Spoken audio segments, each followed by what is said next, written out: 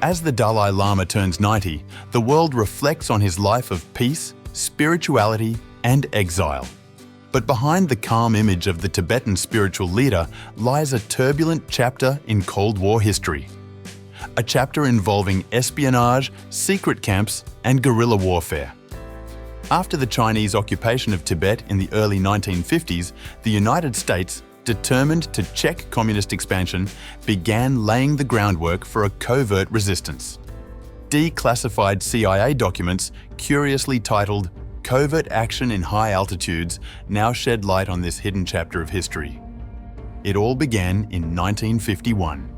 Loy Henderson, then the US ambassador to India, initiated informal talks with representatives of the Dalai Lama. The aim?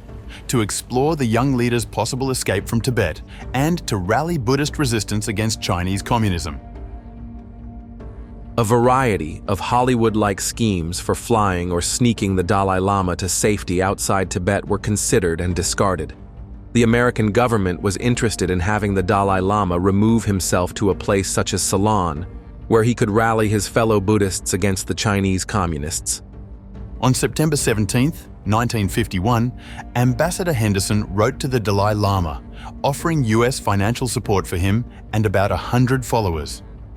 The letter clearly stated that Washington viewed Chinese aggression in Tibet as a long-term concern and pledged to support resistance now and in the future.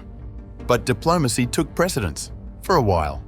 By 1956, the Dalai Lama's faith in a peaceful accommodation with China had withered.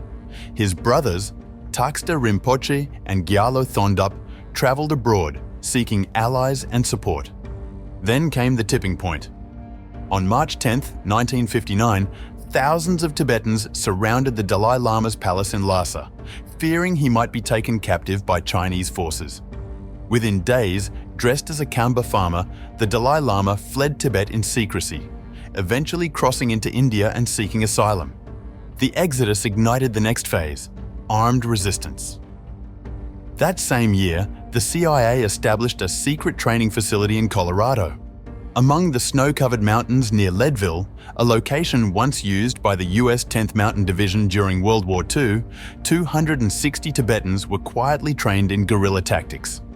To the Tibetans, this base was known as Dumra, meaning garden spot. For 5 years, they trained in sabotage, radio communication, ambush tactics, and wilderness survival. These men were to be the seeds of an underground resistance. Meanwhile, the CIA also built a base in Nepal's Mustang region. Word spread fast. Though the CIA planned for only a few hundred fighters, over 2,000 Tibetans, mostly Kambas, came forward to join the cause, some travelling on foot across the subcontinent.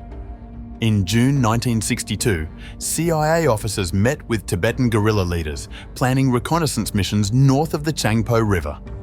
Teams were sent deep into Tibet, Lhasa to Golmo, with orders to organize underground cells and destabilize Chinese control. But not everyone in Washington was convinced. Acting Secretary of State George Ball reportedly questioned the utility of the operation, dismissing it as a pinprick against the Chinese.